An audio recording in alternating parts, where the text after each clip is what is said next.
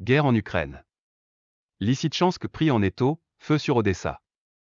Le point sur la nuit, dernière grande ville à ne pas être aux mains des Russes dans la région de Lougansk, Lysychansk pourrait bientôt tomber, selon l'Institute for the Study of War, ISW.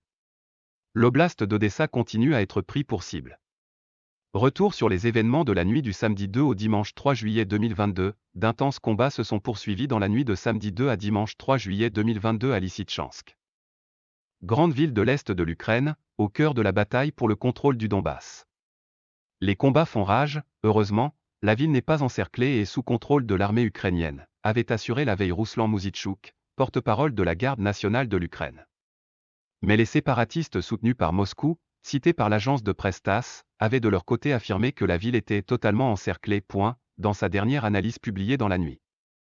L'Institute for the Study of War, ISW, écrit que des images géolocalisées suggéraient que les forces russes n'ont pas rencontré beaucoup de résistance lorsqu'elles sont entrées dans Lysychansk, ce qui aurait permis aux Russes de s'emparer de la ville samedi.